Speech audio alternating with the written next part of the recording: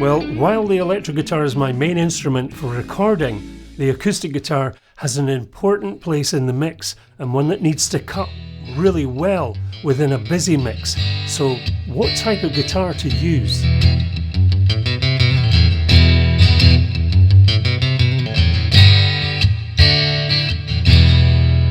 Hello viewer, my name's Stu. Please do check out the rest of my channel as it covers my return back to playing and recording after a 40-year break.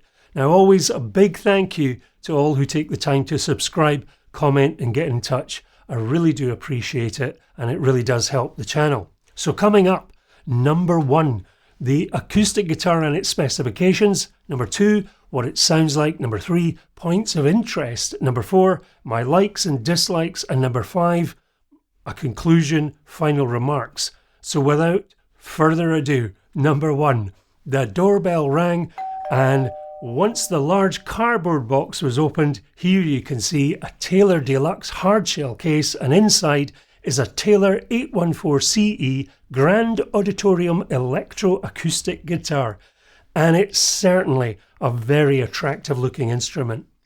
So quite a few materials used in construction, and I'll mention a few. It has a Sitka spruce top with Indian rosewood back and sides and a really nice comfort bevel on the edge. Quite an attractive feature.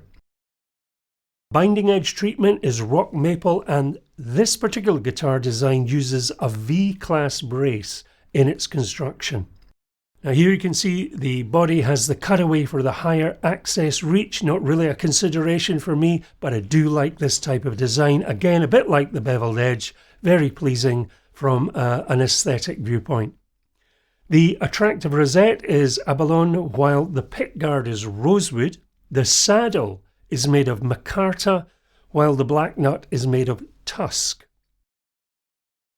It has a mahogany neck at 1 3/4 inches, a scale length of 25.5 inches, a rosewood fingerboard with mother of pearl inlays, and 20 medium-sized frets, which I believe are nickel silver alloy.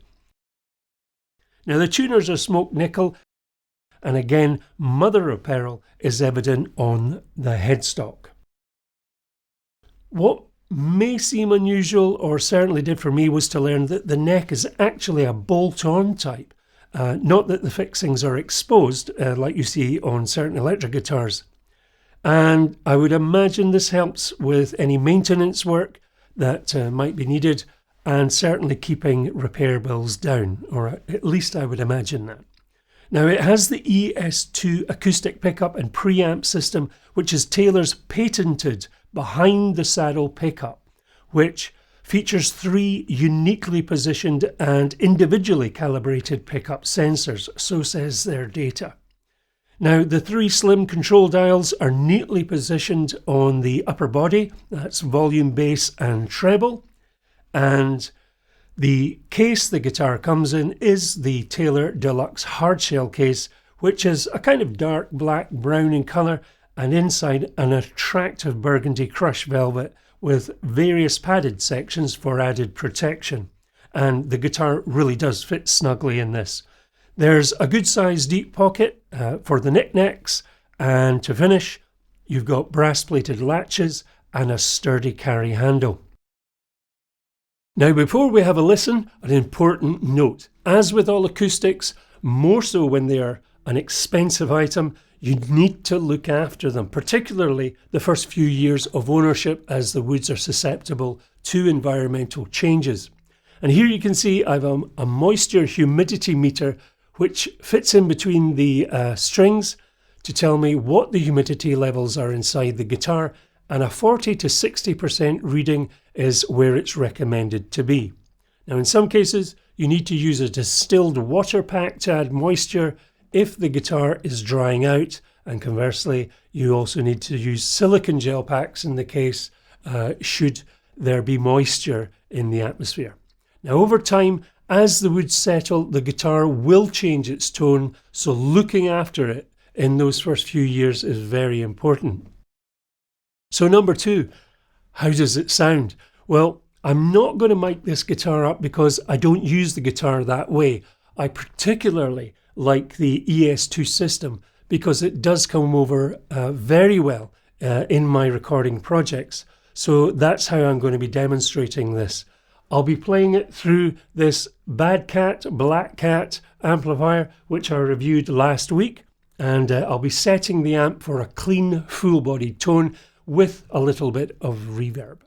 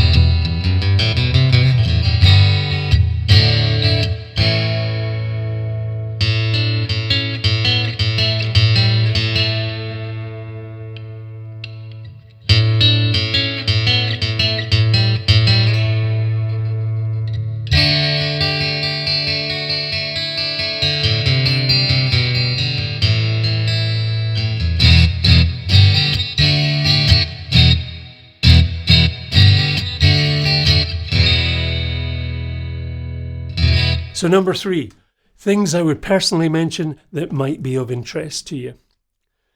I did another review putting a Gibson semi-acoustic and a Fender Telecaster in a side-by-side comparison with this, and that might be of interest to some of you.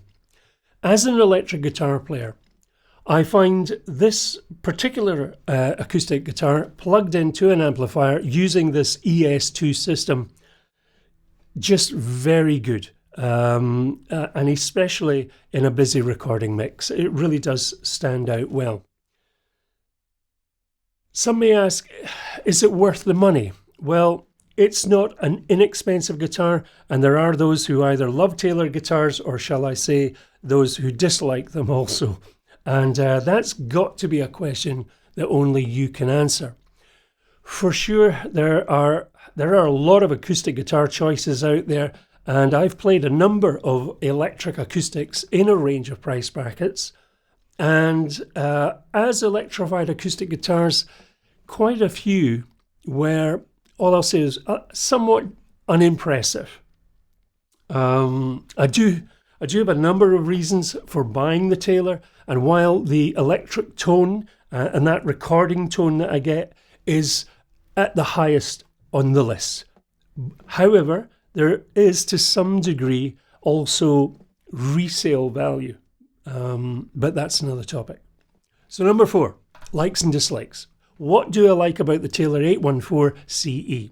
Well, as an electric guitar player, it doesn't take me too long to transition from an electric guitar to the Taylor acoustic and vice versa. And that's important to me. In regard to the fingerboard, the string action, etc., it does have a comfortable feel. It's not perfect. I do have an old beat-up acoustic that's actually a lot more comfortable to play, but it's just an acoustic.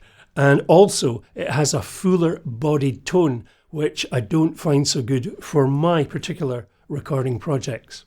Now, the ES2 system within the guitar is very good to record with. As I've said, my projects can have a number of instruments involved where there can be a danger of frequencies clashing, but this guitar enables me to place it just where it comes over best. The tuning appears to be stable, so no issues there. All in all, I like the tone because it's what I'm after. If I was playing acoustically in a live environment, and many years ago I have done quite a bit of that, I would certainly go to a music store to try out other types of guitars from a range of manufacturers. So what do I dislike? As I say, comfortable guitar to hold and to play, and perhaps with time it will bed in more, so to speak. I'm just so used to using electric guitars where the neck and fingerboards have been bedded in or worn in. At present, I don't have anything negative to say about the guitar. I would say to any prospective buyers out there, I would certainly look to get this model, this particular type of model of guitar, on offer if you can, which is what I did. I actually got this on a really good offer. And I say that because there are other guitars to choose from at those kind of prices out there. So do get along to a music shop and try some of them out. So number 5, conclusion, final thoughts. I am not an acoustic guitar aficionado, but I do know what I'm looking for in an instrument for my music projects. And the Taylor 814 CE with its ES2 system is what I'm looking for, and the guitar aesthetically is also very pretty to look at, and it is comfortable to hold and to play. In the past, I've helped others pick out acoustic guitars for their needs, visiting a good number of guitar stores, and I actually found that it was more challenging trying to pick out an acoustic guitar than picking out a solid body electric guitar. I'd love to hear your comments on that. And if you're a die-hard acoustic player, particularly if you do recording work, please do chip in. So I hope that that's proved to be helpful. Do comment below and let others know of your experiences and how you go about recording an acoustic guitar if you do. At present, I'm still waiting on a particular mystery guitar I have on order, so more on that to come. So please do think about subscribing, hit the bell, get notifications, like and share. It really does help the channel. Do check out my channel playlist, which covers my journey back to playing and recording guitar after a 40-year break. Some of you might find that interesting. So whether you're a newcomer, an ongoing player, or like me, an old hand returning to guitar playing, I always like to take time to engage with folks who take time to comment. So until next time, the journey continues. You do take care.